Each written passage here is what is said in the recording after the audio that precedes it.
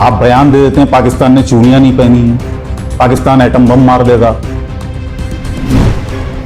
आप क्या है? आप हिंदुस्तान के एजेंट बैठे हैं। मैं नहीं बैठा। आप बैठे हैं एजेंट क्या? मैं जो आप सवाल कर रहे हैं वो एजेंट की तरह सवाल कर रहे हैं। मैं आपसे कह रहा हूं, जब तक आप पाकिस्तान से बात नहीं करेंगे ये आतंकवाद खत्म नहीं होगा। हाँ, मैं अमेरिकन एजेंट था कि मुझे 84 में डिसमिस किया गया। कौन जिम्मेदार है यहाँ की तबाही का? दिल्ली। जब मुसलमान पे भरोसा करना जरूरी है। कि कश्मीर जल रहा है और यहाँ के चीफ मिनिस्टर को गोल्फ खेलने से और हीरोइनों को मोटरसाइकिल को घुमाने से फुर्सत नहीं है कि फारूक अब्दुल्ला गोल्फ खेलेगा जब यहाँ पे ये मर रहे होंगे। जब कबाली आए थे, पाकिस्तानी फौज आई तो कौन निकला यहाँ के हिंदू को बचाने के लिए, यहाँ के सिख को बचाने के लिए? कौन निकला? यहाँ का मुसलमान निकला। नमस्कार, आदाब। मैं हूं अबुल नस्र इकबाल।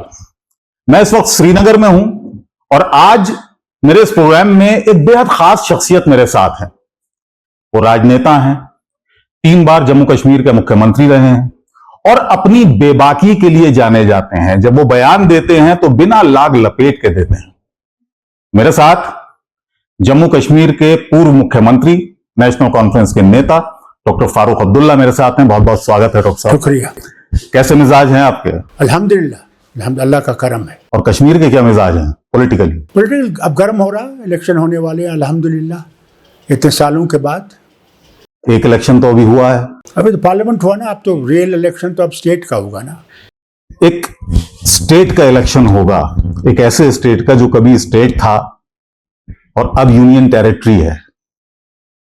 आपकी वो डिमांड जिसमें यूनियन टेरिटरी को स्टेटहुड देना था, 370 को वापस लाना था, उस पर कोई अमल तो हुआ नहीं है। आप जेल में भी रहे। वजीर आजम ने तो अभी ऐलान किया कश्मीर में कि स्टेटहुड बहाल करेंगे। 370 के बारे में तो आप जानते हैं उनका, ये तो जब से हिंदुस्तान आज़ाद हुआ उनने कभी इसको कबूल नहीं किया था। ये तो एक्चुअली पार्टी का उनका था कि इसको हटाना है। आपने कबूल किया या नहीं? देखिए, कबूल करने का सवाल ही नहीं है। कैसे कबूल करेंगे? इसको तो इरोड पहले तो कांग्रेस ने किया था ना। अब जो थोड़ा सा बच गया था वो इन्हें ख़त्म कर दिया। मगर लोगों के दिलों में तो वो जम्मू हो कश्मीर हो, एक ज़रूर दर्द है इसके बारे में। लेकिन प्रधानमंत्री कहते हैं कि जम्मू कश्मीर के लोगों ने इसको एक्सेप्ट किया है। क्या?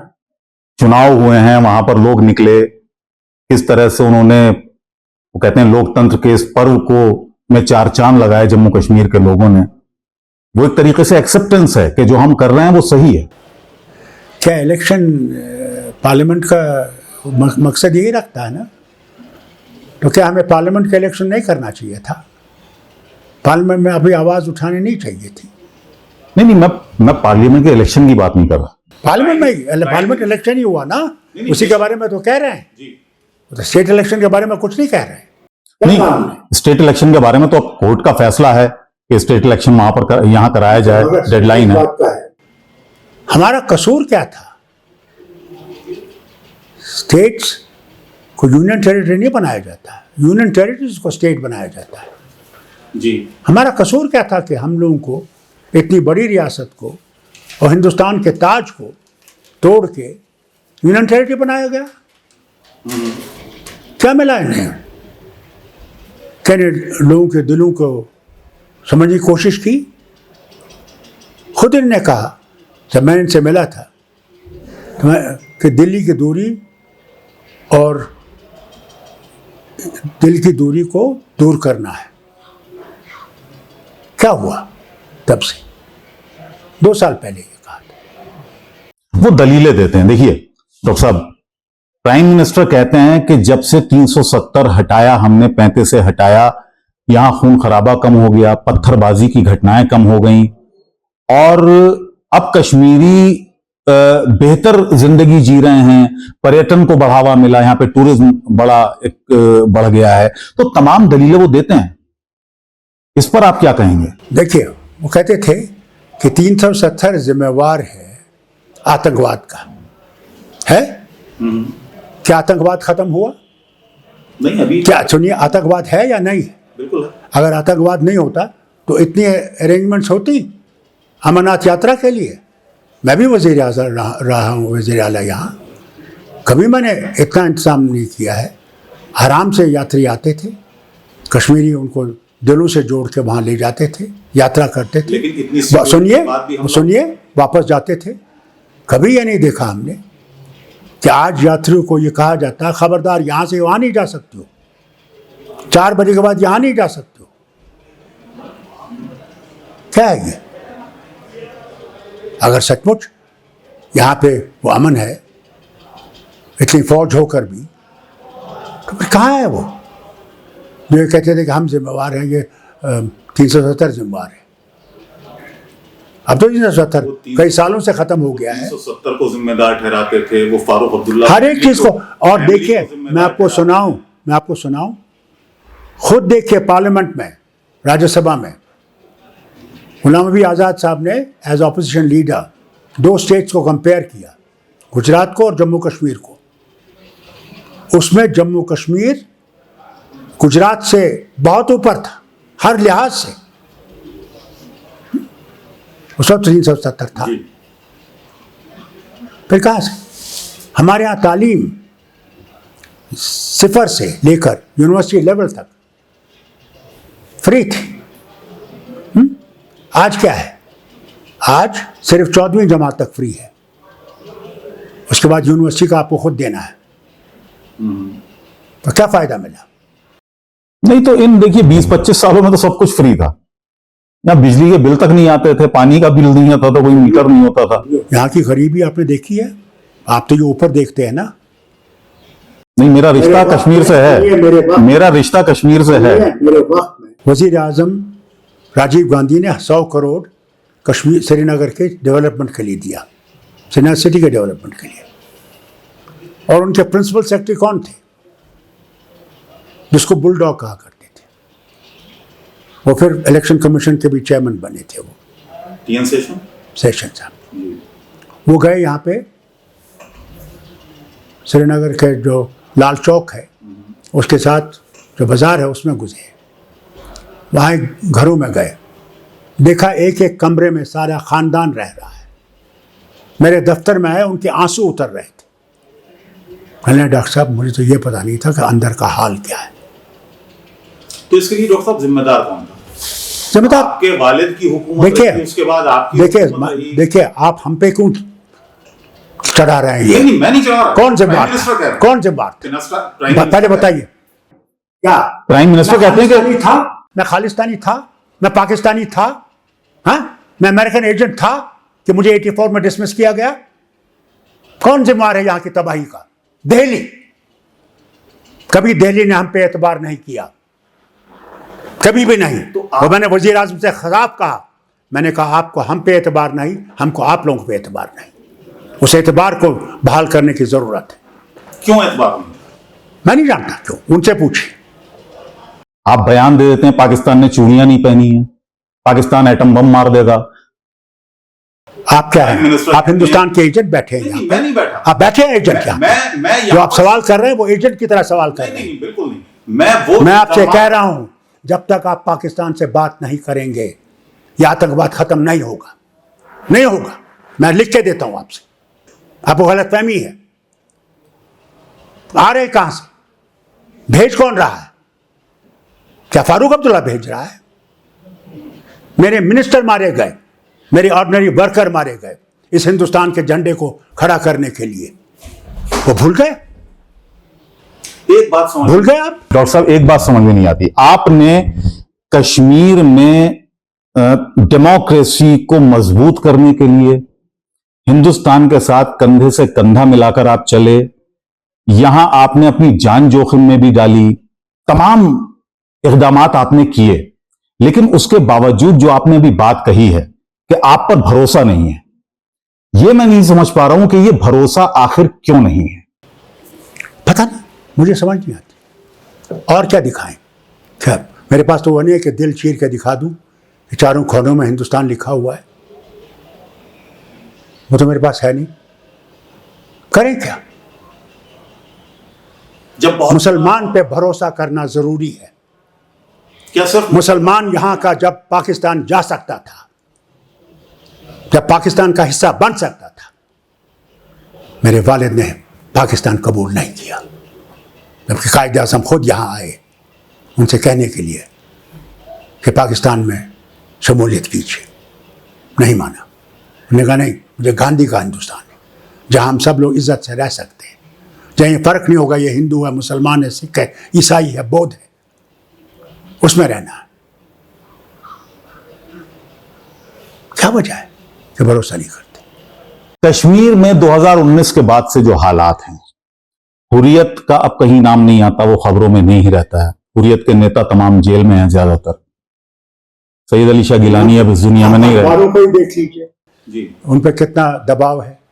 कोई खबर आप देखते हैं किसी चीज की? हाँ बेशक है, सिर्फ सरकारी, सिर्फ सरकारी, हजूरी लेफ्टिनेंट गवर्नर साहब से लेकर डीसी से पुलिस के चीफ तक कोई सही खबर कहीं नहीं।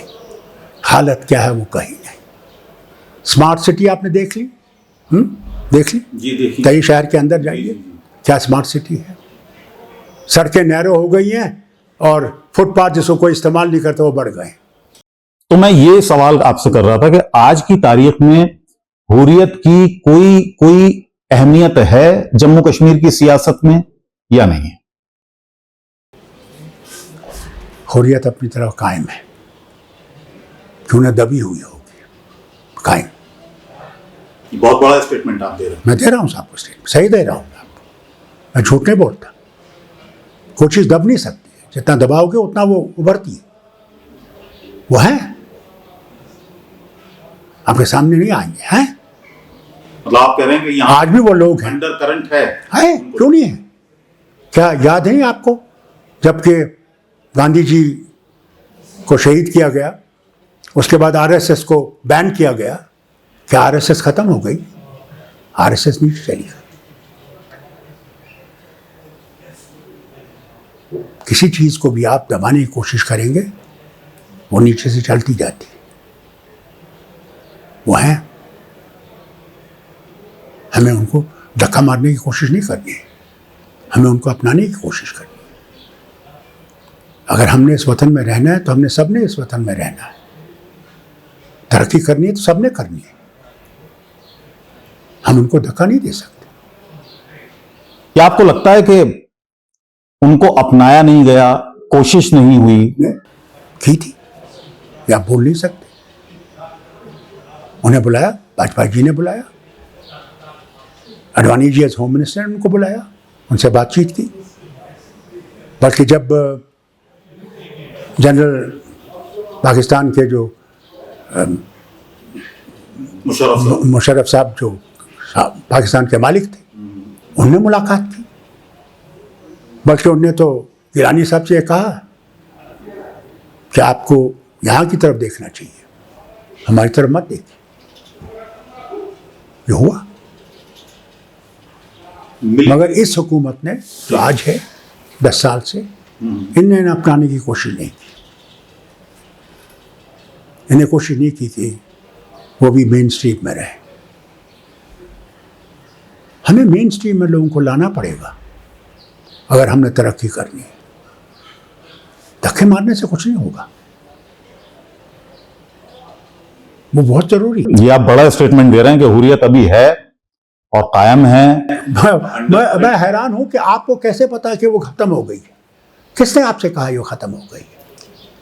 किस एजेंसी ने आपसे कहा वो खत्म? बातचीत नहीं होती ना, बातचीत से नहीं होती जनाब। आधे तो जेल में है, जिस तरह से आप आधे तो जेल में है। बेचारे मौलवी उमर फारूक साहब को कैदबंद में रखा है, तो बात किससे होगी? बात करने के रास्ते खोलने। जब तक आप बातचीत के रास्ते नहीं खोलेंगे तो कैसे हम लोग दिलों को जीतने की कोशिश करेंगे? दिलों को जीतने की कोशिश करनी है तो बातचीत करनी है। जाना कहाँ हमने? चीन तो जाना नहीं, पाकिस्तान जाना नहीं, रहना तो इसी देश में है। तो क्यों नहीं हम लोग इकट्ठे इस देश को मजबूत करें? क्यों नहीं?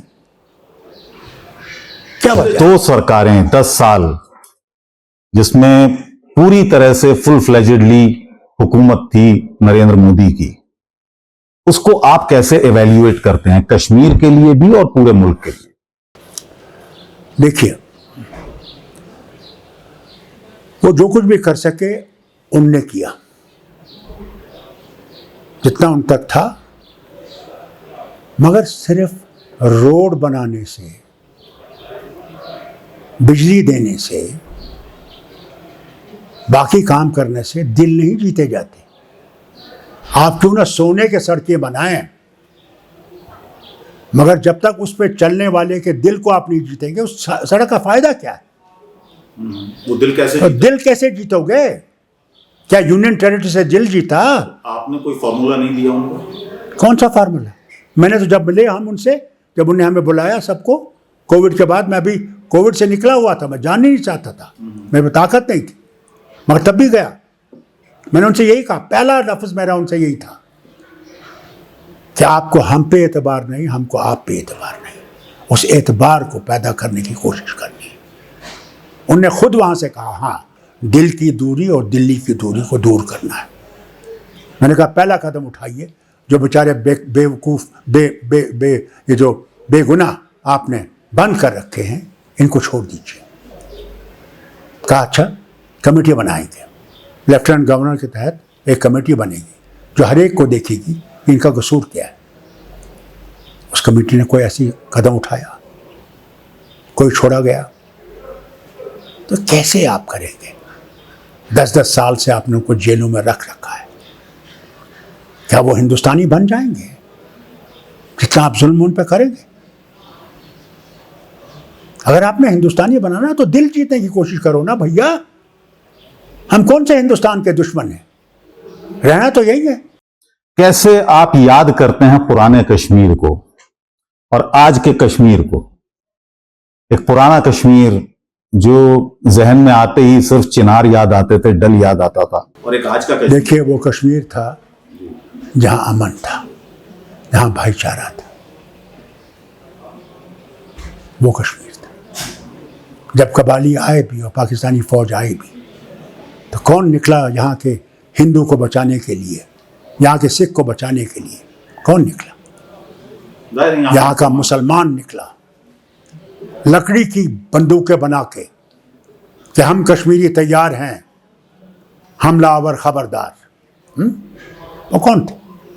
वो कश्मीर था। एक साथ रहते थे, एक साथ चलते थे, एक साथ खाते पीते थे, एक दूसरे के त्योहार में जाते थे। कहाँ गया वो? आपकी हुकूमत आई, सन 80 का दशक आया। हजूर, वो मैंने नहीं किया, तो हमारे मेहरबान हैं पार्क जिन्होंने वो किया, जो ये समझते थे यहाँ से हिंदू को निकालने से वो कश्मीर को हासिल कर लेंगे। क्या कर लिया? उनकी बद्दुआएं उनको नहीं लगी। क्या हालत है उस मुल्क की आज? यहाँ का मुसलमान जिम्मेवार नहीं है उसके लिए। यहाँ का मुसलमान जिम्मेवार नहीं है उसके लिए। कितना भी ये प्रोपेगेंडा करें कि हम जिम्मेवार हैं, कितनी भी वो फिल्में बनाएं जिनमें हम मुसलमानों पे धब्बा लगाएं, मुसलमान जिम्मेवार नहीं। जो जिम्मेवार है वो उनको भी पता है। आप फिल्म की बात कर रहे हैं, तो एक फिल्म आई थी जो आपने भी शायद नजर पड़ी होगी आपकी, उसमें एक डायलॉग आपका भी है कि कश्मीर जल रहा है और यहाँ के चीफ मिनिस्टर को गोल्फ खेलने से और हीरोइनों को मोटरसाइकिल को घुमाने से फुर्सत नहीं है। क्योंकि ये बनाया गया इसलिए कि हम लोगों को बदनाम किया जाए। और क्या था इनका काम? क्या था इसमें? सच्चाई नहीं है। यानी मुझे ये बताइए कि फारूक अब्दुल्ला गोल्फ खेलेगा जब यहाँ पे ये मर रहे होंगे? मेरे साथी मर रहे थे, मैं उनका गोश्त उठा रहा था दरख्तों से, मेरा मिनिस्टर था और मैं गोल्फ खेलता। और ये दिखाया गया उसमें कि हिंदू औरत से कहा गया, उसके खून का खाना डाला गया उसके सामने, उस खून डाल कि खाओ ये। क्या हम इतने गुजरे बेकार के लोग हैं कि अल्लाह हमें यही सिखाता है कुरान में? हम मुसलमान हैं, हमने कुरान पढ़ा है, अल्लाह के सिवा कोई माबूद नहीं है, उसी से डरते हैं। हमने कभी ऐसी बात नहीं की कि हम जुल्म करेंगे। मैं भी वज़ीर आला रहा, मैंने कभी भी ये नहीं देखा कि मैं हिंदू और मुसलमान में फ़र्क करूंगा, जम्मू और कश्मीर में फ़र्क करूंगा, क्योंकि मैंने जवाब उसके सामने देना था। मैं जब बना तो यहाँ पे इम्तिहान होता था इंजीनियरिंग कॉलेज के लिए और मेडिकल कॉलेज के लिए। तो जब लिस्ट आई, ये कैबिनेट मिनिस्टर मेरे सामने बैठे हैं, तो जब लिस्ट आई उसमें इंजीनियरिंग कॉलेज के सबसे ज़्यादा लोग जम्मू से थे। घबरा गए मेरे मिनिस्टर, सब कुछ करना पड़ेगा। बिल्कुल कुछ नहीं करना, मैं खुदा के सामने जवाब देना। जो लिस्ट है वैसे ही लगाइए। मेडिकल कॉलेज की लिस्ट आई, उसमें मुसलमान लड़के ज़्यादा, बच्चे ज़्यादा आए। मैंने कुछ नहीं किया, मैंने कहा नहीं, जैसा है जैसे आया है प्रिंट करो। अभी तो फिलहाल नीट का मामला चल रहा है, तमाम उसमें इल्जामात लग रहे हैं, बहुत गिरफ्तारियां हो रही हैं। देखिए, मैं आपसे कहूँ क्या क्या नहीं किया गया, किस तरह नहीं हम लोगों को बदनाम किया गया। एक्ट्रेस को मारा था, किस एक्ट्रेस को मारा? नाम भी आता है, शबाना आजमी का नाम आता। शबाना गुलमर्ग के एक होटल से उस समय मैं जाता था मोटरसाइकिल पे ये देखने के लिए कि रास्ते में स्कूल चल रहा है या नहीं चल रहा है। नहीं तो ये फौजी पहले उनको बता देते थे कि मैं आने वाला हूं। मैं देखता था अस्पताल में डॉक्टर है या नहीं है। मैं जाता, पूछे यहाँ शहर में ज़्यादा दुकान के सामने लिस्ट लगी रहती थी, हजरत उमर की। मैं उनसे पूछता था, बताइए मुझे ये गोश्त कितने का बेच रहे हो? जो लोग वहाँ खरीद रहे थे, हमारी लिस्ट पे लिखा था 32 रुपया, और वो देते थे 38 रुपया। मैंने कहा ये क्या है, ये लिस्ट क्या है और ये क्या है? तो वाकया कैसे बन गया, कैसे? यहाँ पे इनका कोशिश यही थी कि जितना लीडरशिप को बदनाम करोगे उतना ही तुम लोग आगे बढ़ोगे, उतना ही उनने हिंदुस्तान का बेड़ा गर्क यहाँ किया। नेशनल कॉन्फ्रेंस क्या एंटी नेशनल है? क्या हिंदुस्तान के खिलाफ है? जिस जमात ने उनके साथ इल्हाक किया, क्या वो एंटी नेशनल है? कुर्बानियां दी इस झंडे को खड़ा करने के लिए, क्या वो एंटी नेशनल है? अफसोस इसी बात का है, उन्होंने कोशिश की हमें टार्निश करने की। यहाँ पर आपको मैंने देखा कई बार, स्टेज पे भी आपको देखा, और आपकी जो एक अलग शख्सियत है, एक राजनेता से अलग, वो भी मैंने देखी। आप कभी गीत भी गुनगुनाने लगते हैं स्टेज पर जाकर। मैं इंसान हूं, मैं कोई खुदा से नहीं आया हुआ, मैं आपकी तरह इंसान हूं। मैं जिंदगी में तो मैं जीना चाहता हूँ। गाने का भी वो मैं गाना भी गाता हूँ, नाचता भी हूँ, मुझे इससे कभी दूर नहीं रखता, क्योंकि मैं अपना इंसान हूँ। मैं वो नहीं हूँ जो अंदर कुछ है और बाहर कुछ है। मैं जो अंदर हूँ मैं बाहर भी हूँ, मुझे कोई डर नहीं। मुझे ये भी कहा गया, लक़ब दिए गए, डांसिंग, क्या वो था, dancing chief minister. Dancing chief minister. हाँ, मैं कहो जो तुमने मर्जी, मगर मैं हूँ जो हूँ। मैं वो नहीं हूँ जो कमरे में करेगा, बाहर दिखाएगा कि मैं खुदा का बड़ा चाहता हुआ आदमी हूँ। मैं नहीं हूँ। अंदर शराब पीऊँगा और बाहर दिखाऊँगा कि मैं बिल्कुल गांधी की तरह हूँ, वो नहीं। ये इल्जाम कभी नहीं लगा आप पर कि आप शराब पीते? छोड़ दीजिए, जो भी इल्ज़ाम लगे। क्या इल्ज़ाम नहीं लगे कि मैं खालिस्तानी हूँ, कि मैं खालिस्तानी हूँ? पाकिस्तानी समर्थक का तो इल्जाम लगा आप पर। कोई ना खालिस्तानी लगा मुझ पर। जी भी जब मैं भिंद्रावाला से मिला, कहा खालिस्तानी। भिंद्रावाला से मिला, मैंने उसे क्या कहा? मैंने कहा मेरे बाप ने मुझे ये कहा है, हिंदू मुस्लिम सिख ईसाई हम सब हैं भाई भाई। मुझसे क्या कहने लगा? कहना मैंने आपके पिताजी से भी कहा था कि तुम गलत हो, हिंदू तुम्हारे पास कभी भरोसा नहीं करेंगे। ये ज्यादा वक्त आपका नहीं लेंगे, और फर साहब जो हालात चल रहे हैं कश्मीर में भी, मैं चाहूंगा कि जो आपकी एक शख्सियत है मुकम्मल, और जो मैंने अखज़ की है और मैंने इवेल्युएट किया है, उसके हिसाब से मैं चाहूंगा कि कुछ आप सुनाते हुए अपने इस इंटरव्यू को हम इख्तिताम तक। मैं कुछ सुनाऊंगा नहीं, मैं सिर्फ ये कहूंगा कि मैं इस इंटरव्यू से आपको एक मैसेज देना चाहता हूँ। सारे भारतीयों को ये कहना चाहता हूँ कि जम्मू कश्मीर के लोगों पर शक मत कीजिए, उन पर यकीन रखिए कि हम भारतीय हैं, इसी में रहना है, इसी में जीना है, इसे चलना है। मेहरबानी करते हम पे जो सितम और जुल्म हो रहे हैं उनकी तरफ देखिए, उनको दूर करने की कोशिश कीजिए। चलिए, बहुत बहुत शुक्रिया हमसे बात करने के लिए, आपका बहुत बहुत धन्यवाद। आपसे फिर मुलाकात होगी, तब तक के लिए नमस्कार।